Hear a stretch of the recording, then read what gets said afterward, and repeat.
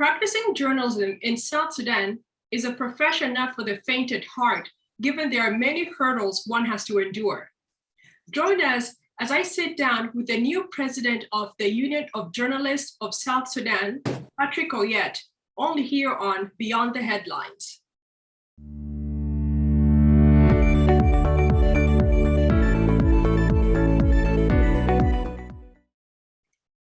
The Union of Journalists of South Sudan, abbreviated as UJOS, recently held an election among its members to nominate those to head this important media fraternity. Patrick Oyet received the highest number of votes and was named the new president of UJOS. Now, Mr. Patrick, what are the vision, mission, and core objectives of UJOS? Thank you so much, Eunice, for having me. Of course, UJOS was created before even the independence of South Sudan by our senior colleagues, those of Alfred Taban, the late, and the late Ter. So to talk about the vision briefly, the vision of UJOS, Union of Journalists of South Sudan, is protecting the rights of journalists and to promote free and responsible media. You also asked about the mission. The mission, of course, is to work work for a safe environment for journalists, where the welfare of journalists, the interests of journalists, the rights are actually protected. So you also asked, I think your third part of the question was on the core values of UJOS. We in UJOS would like to promote professionalism. You know, we want our members to write stories that are balanced, are accurate, and make sure that they are not creating, they are not defaming people, they are not creating legal issues. So we promote professionalism. So this is one of our core values. We also promote teamwork. We like people to work as a team. And we also respect diversity, including people with disability who are our members. We have, we also take care of the issue of gender.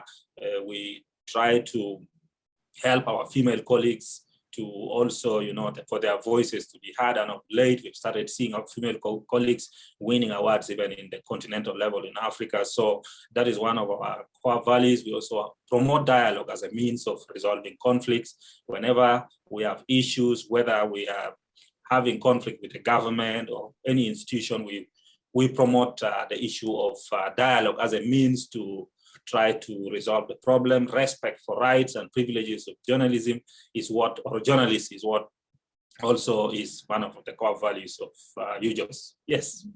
Yes. Now, investigative journalism is at the heart and backbone of the profession.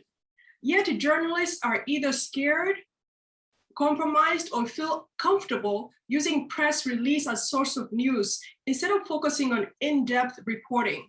How do you plan on really restoring the type of journalism that was practiced, for instance, by the late Alfred Taban and Atem Yakatem?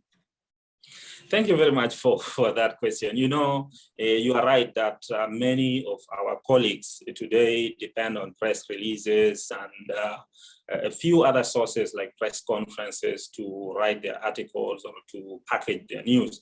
There has been a lot of challenges. If I can tell you, just on Monday this week, there has been a problem, where one of our journalists went to cover an event in Unity State. He went to cover an event. He went to introduce himself as a journalist and told the people who were at the event that he wanted to take pictures and also listen and write a story about this event. And then they arrested him. And the arrest was not by the government. It was not even by the opposition. It was the community who, arrested him. So that tells you of some of the challenges we have. And that has made many of the journalists to take a safe way of working, which unfortunately is not good for journalism. And as you rightly said in your intro, that it needs people who have very strong heart to work in this country. Now, to promote this investigative journalism, which is very, very important, it is very important because it helps us to sieve lies from facts, because sometimes if we report only what we don't go further to investigate what officials tell us, sometimes we end up reporting things that are not even correct. So in order to promote investigative journalism, one thing that we have started already engaging in is to sensitize, beginning with the government officials. Now we are establishing contacts with all the state governors, all the state press secretaries at the office of the governors, all the ministers of information. We want to start engaging them. And then we're also going to use the media, including the radio stations, the TVs, and the newspapers to try to sensitize the public so that they understand the role that journalists play, because it is more of not understanding the role that journalists play. If somebody understands that sometimes when an official gives information, it's not complete, it needs further digging and getting more information, which information helps the entire public. And when the entire public is informed, then a proper decision can be made to help everybody. Then you'll find that people will start doing their job. Journalists will engage in this field without fear, and things will be okay. We also would like to conduct more trainings for journalists, specifically on investigative journalism, so that we encourage more people to do it. We are going to bring experts even from within the East African region to come and help some of our journalists. So yes, we have a plan to revive this very, very interesting part of journalism in the country. Yes, that is good to note. Now, there have been concerns raised about the lack of access to the president of South Sudan and the inability of South Sudanese journalists to interview him. Yet international media houses, as you know, such as BBC and Al Jazeera, have been granted the opportunity to interview the president. Now, according to the transitional constitution of South Sudan, one of the functions of the president is to represent the government and the people of South Sudan, present annual address on the state of the union. This aspect of the Constitution really is important, and it falls alongside what journalists can do in terms of getting access to the president and interviewing him. So how do you plan on bridging the gap between the presidency and the journalists within the country and those even outside to have access to him, to interview him, because it's one of the president's mandate to be able to talk to the people, and the people include the journalists? That is very correct. That is very correct. This is something we have been actually, talking about for long. As you know, we see our colleagues who come from, international media get access to the president, and sometimes for us in the country, we do not have access when we want to interview. And we've been raising this complaint. And now that I am in the leadership of UJOS, we have a plan. We had a meeting already with the press secretary in the office of the president, and this is one of the things we raised to him. We would like, first of all, to start by having a good working relationship with the office of the president. Then secondly, we would like to have, if possible, a team that is attached to the office of the president when it comes to reporting from each media house. There should be a reporter attached. Whenever there's something there, then they can also go and report. Not only that, we are also in the process of organizing a kind of a meeting and meet and greet with the president of the republic, where journalists will come together and then they'll meet the president, and they try to talk, try to raise some of the issues that they think are needed as far as the issue of communication is concerned between the journalists and the office of the president. And we believe that this would be a good starting point for the president to meet the journalists. And even, we talked a little bit about the challenges some of the journalists are facing in this country when the public, like, for example, I told you of a reporter who was arrested by community in Unity State, but fortunately he was released after we made phone calls and we made some lobbying. He was released.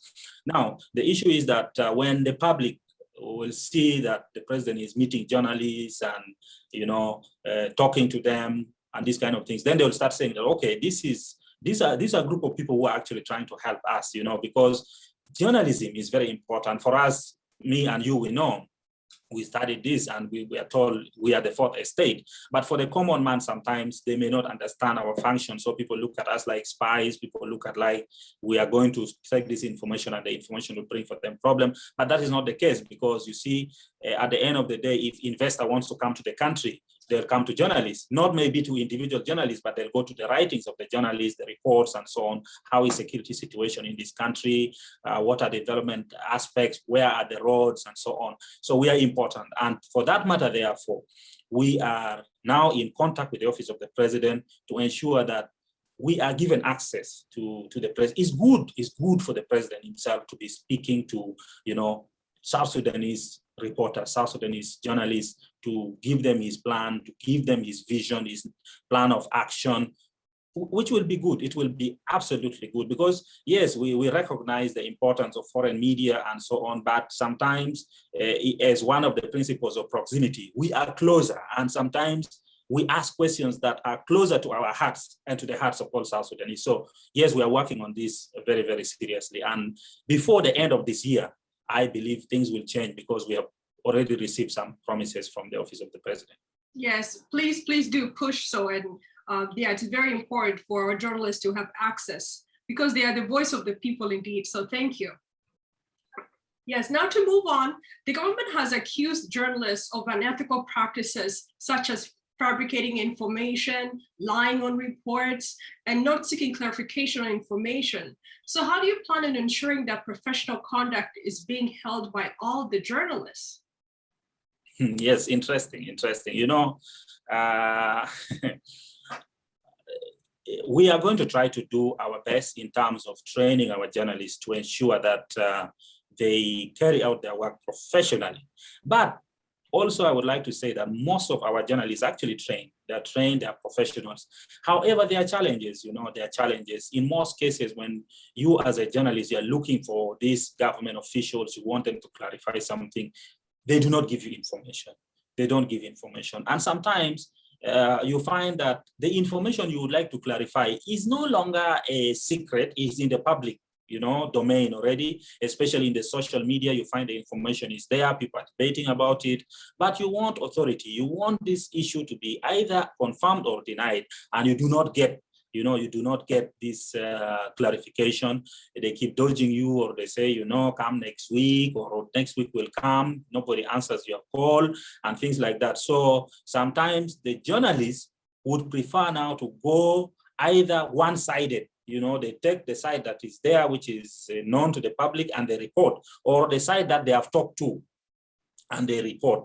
And then the challenge here is that sometimes now these government officials, they become reactionists. They react to what has been reported. Why did you report this thing before, talking to me? I promised you this and that, and time was just going. You see like they're buying time. Then now the challenge comes.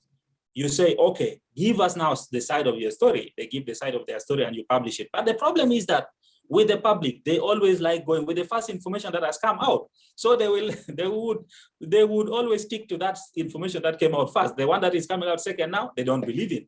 So that's where the challenge is. So we have this problem where, why didn't you clarify this? You are biased, you're this. But it is the government that is supposed to be accessible. We should have access to information. Unfortunately, it is very difficult to have access. And we are lobbying, because we are talking to various government institutions. We have arranged for several meetings so that information is availed to journalists, correct information.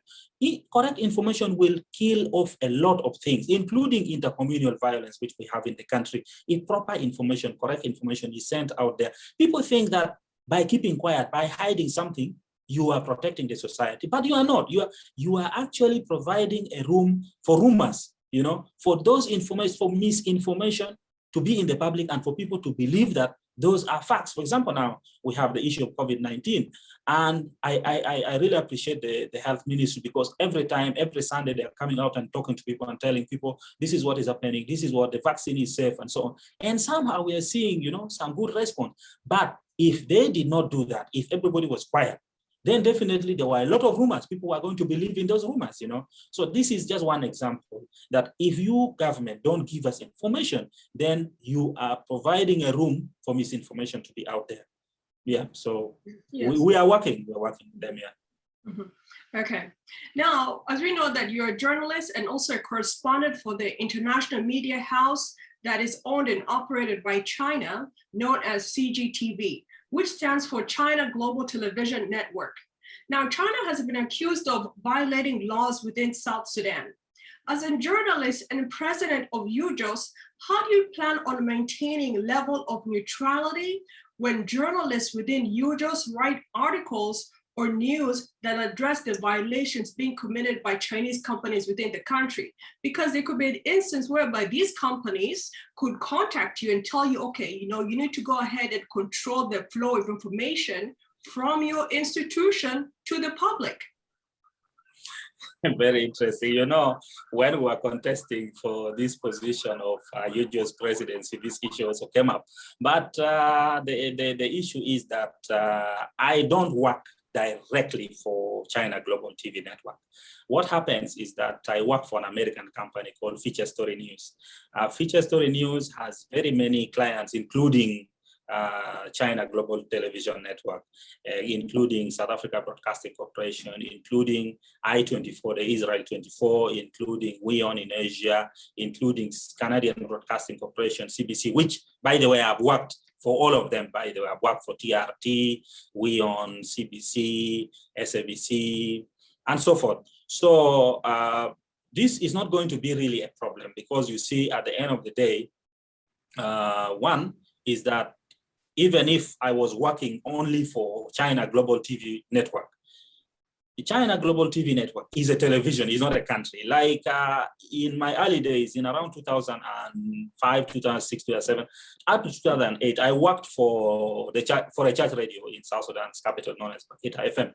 And I was always telling my director that, this is not a church, this is a radio. Yes, the radio belongs to a church, but this is a radio. And we should have that separation, that this is a radio and this is a church, even though the radio belongs to a church. And that's why during my time at Bakita and up to now, the church radio plays even secular music. It's not that the church radio only plays, church music, and even they have political programs and so on. So this is more or less the same to what is going to happen to UJOS. It's not that because I have connection with China Global TV Network, therefore I will say now, don't report this and don't report this to my fellow journalists. Even myself, I have raised some concern during my time of reporting for China Global TV Network. By the way, I still report for them.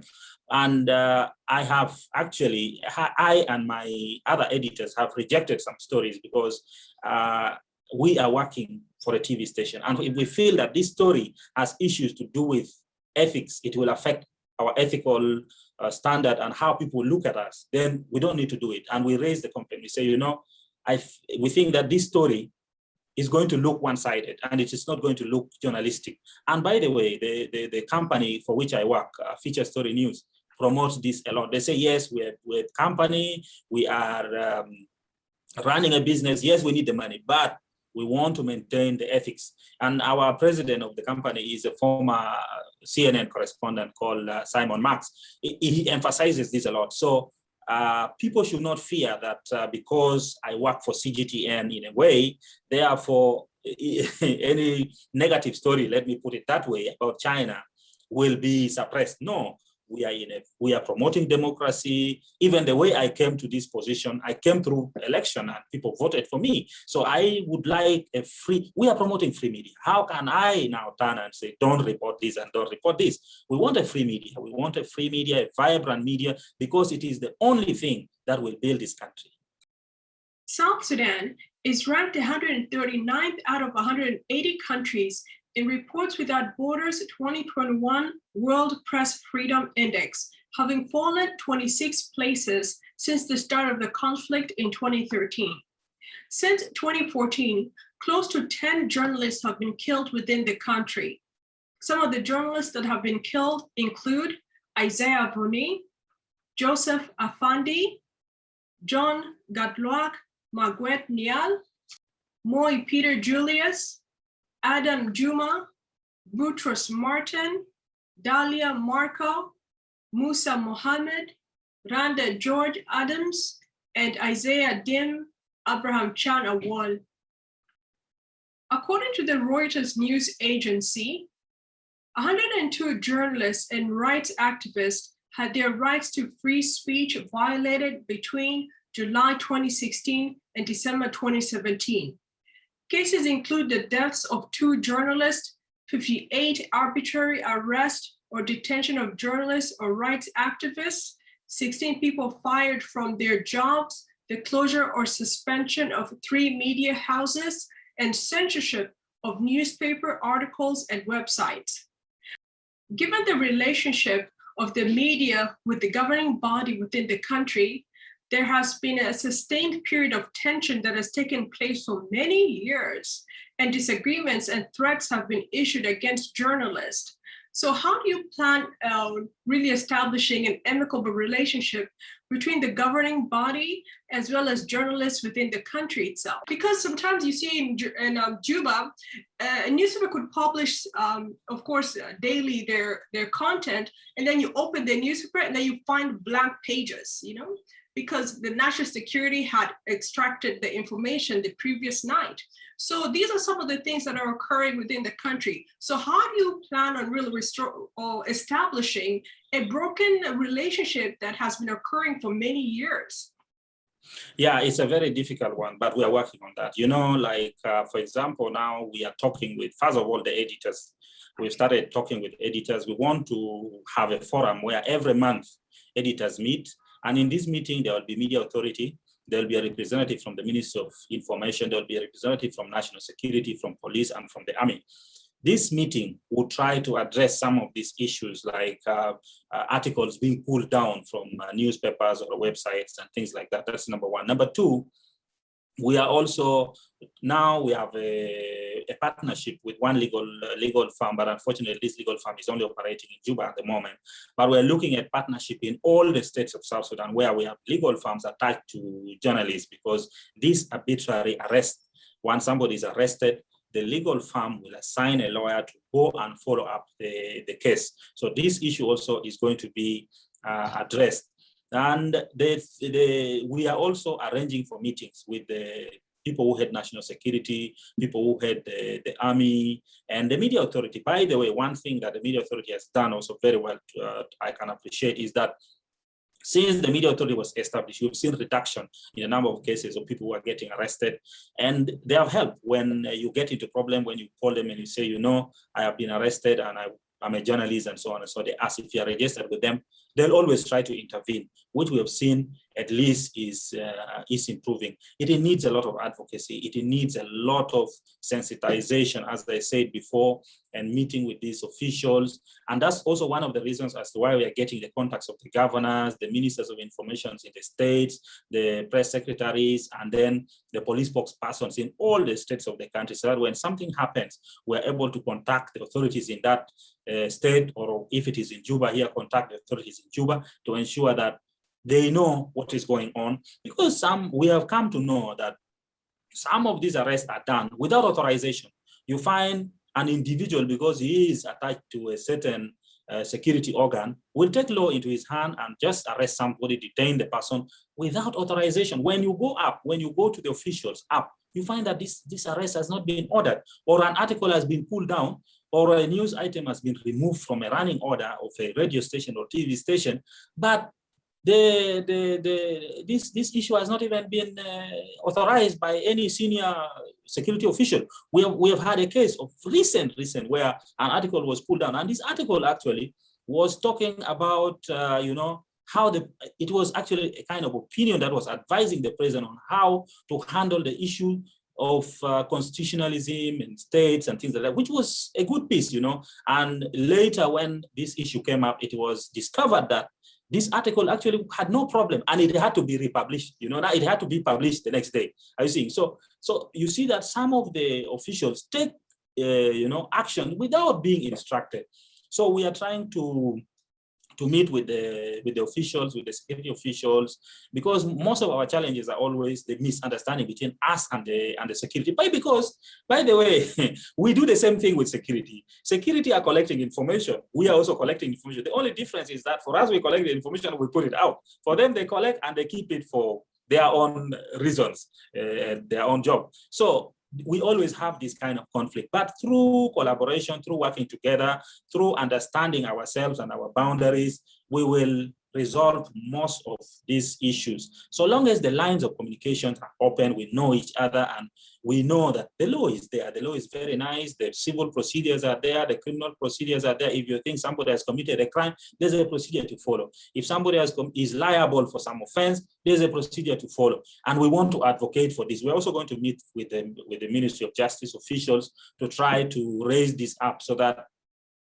those who also violate the rights of journalists are prosecuted, so that, or if they have committed some, civil offenses, then they also should be held liable. And that will take up with our legal, the firms, the legal firm that we are trying to liaise with to address some of the issues. Mm-hmm. Yes. Now, Alfred Taban, as you know, was a well-known and respected journalist and editor of Juba Monitor, a newspaper, was held in detention for a period of time in 2016 for criticizing the government. No charges were brought against him, and unfortunately, the authorities did not follow the Constitution, which is the key important document that really focuses on ensuring that everyone is held accountable within the country. Now, according to the Transitional Constitution of South Sudan, a person arrested by the police as part of an investigation may be held in detention for a period not exceeding 24 hours, and if not released on bond, to be produced in court. The court has authority to either remand the accused in prison or to release him or her on bail.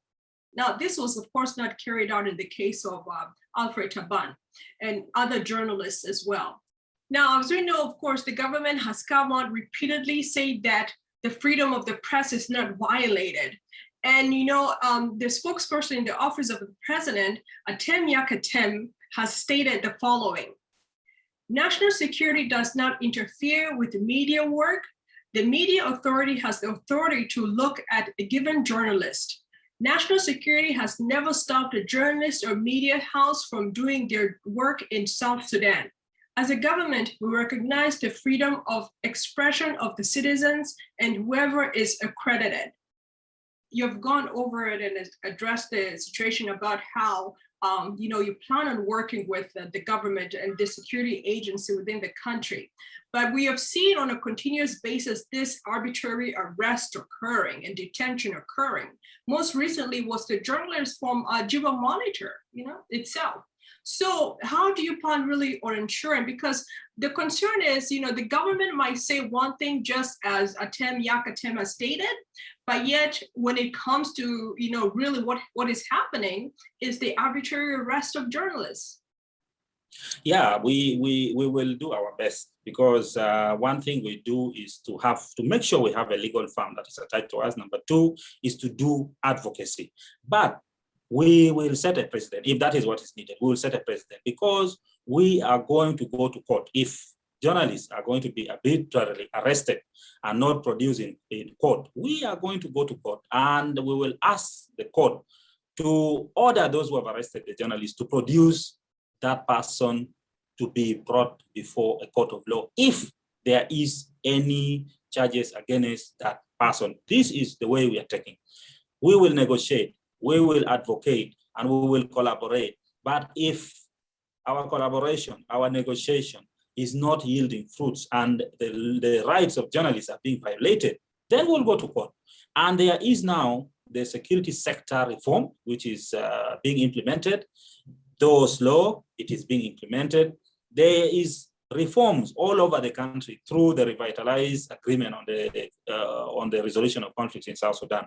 We hope that the security sector will be revised as stipulated in the peace deal, and the judiciary also will be empowered to carry out its work. So if we fail to agree outside here, we will meet in court, and we will not fear to go to court, because the court is for all of us. Justice is good for everybody. So we'll go there, whatever that institution is, we shall take them to court. If it means going up to the highest court, the Supreme Court of this country, to protect the rights of journalists, we will go, and we will believe in the judiciary. We will get our rights. So yeah, we are ready. We are ready to Now, the Transitional Constitution of South Sudan states the following in terms of the freedom and rights of the media house.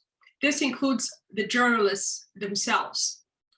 Every citizen shall have the right to the freedom of expression, reception, and dissemination of information, publication, and access to the press without prejudice to public order, safety, or morals as prescribed by law. All levels of government shall guarantee the freedom of the press and other media as shall be regulated by law in a democratic society. All media shall abide by professional ethics. Now, there have been issues of female journalists being sexually harassed and discriminated upon by not only their bosses, but also male colleagues. Even when they go out to the field to interview individuals, they face sexual harassment and discrimination. Also in 2019, not too long ago, a senior SSPDF military officer and director of information and public relations violently assaulted two female journalists during a military briefing. Of course, this shocked and raised concern among journalists and other media fraternities. This has led to some female journalists, unfortunately, deciding to leave the profession altogether. So how do you plan on addressing such matters? Because having not only the female voice, but having females as journalists is very important. And they should not face this harassment or discrimination just because they're females. Yeah, you're right, because everybody should be given equal opportunity to participate and to do their work. And as you just, first of all, if there is any complaint, we're encouraging our female colleagues, if there's any complaint, because we are in charge of your welfare, we are working for your welfare. If there is any complaint against a colleague or your boss at the media house in which you work and so on, bring it to us. We'll take it up with that colleague or that boss at that media house. We will try, first of all, to have, of course, dialogue, which is one of the core values of UJOS. We dialogue with that colleague or with that official. If the official does not cooperate or the colleague does not cooperate, there is media authority, which is in charge of all the media in South Sudan. We will go to media authority. And by the way, media authority is supposed to have, judges. Two judges from the High Court are supposed to be part of the media authority, whereby if there are issues, anybody who has a complaint, even against a media house or against a person from working in the media house, can also go there. So if we as judges fail to resolve this problem, we'll go to media authority. And if from media authority we fail to resolve this issue of harassment of female colleagues, we will take that person to court. Mm-hmm. So we are going to address this issue. Mm-hmm. Yeah. Okay, that's good. As we conclude the interview, where can people find more information about UJOS? And also, how do you plan on establishing a relationship between journalists who are outside in the country, for example, in the diaspora, because they are South Sudanese, though they might not be working within the country itself? Yes, very good. UJOS, we are working to actually unite the journalists of South Sudan, regardless of where you're working and where you are, as long as you're a journalist. One of the things we've done within our 2 weeks period in office is that we have launched a website. It is www.u-jos.org. So we launched this website last Saturday, by the way, and it was live on our Facebook page. I just forgot to tell you, you could have watched us live. We launched the website. This website is not just a website, the way people may think about it.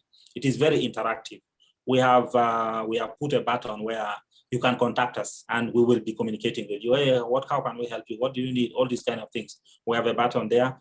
We are building a place for online registration for people to register, because we have encountered problems that some people in the States find it difficult to register because they had to move physically to the offices of UJOS. Now we are making it online registration so that more members can register. So basically, we are moving in the right direction by having the website, allowing online registration, and we are also creating a platform for community interaction within the website where we can talk to each other, in the website. So yeah, we are trying our level best to have as many members as possible, because, you know, as a union of journalists, if we are only a union of journalists of Juba, you know, then even if we talk to the government, this issue we're talking about, the government will not listen to us. Say, but you're only in Juba.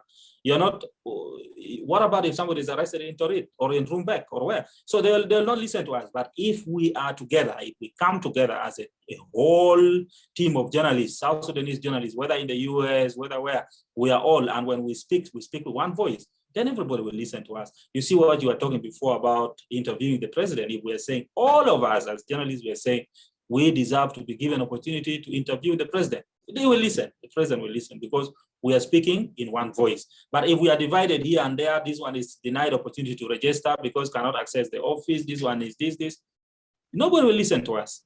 Strength is in unity. We are united, we work together, we will achieve a lot for this union. Yes, thank you very much, Mr. Patrick Oyet, president of UJOS, which stands for Union of Journalists of South Sudan. Thank you for joining me here on Beyond the Headlines. Thanks a lot for having me. Thank you. Don't forget to subscribe to our YouTube page at Sunrise Media.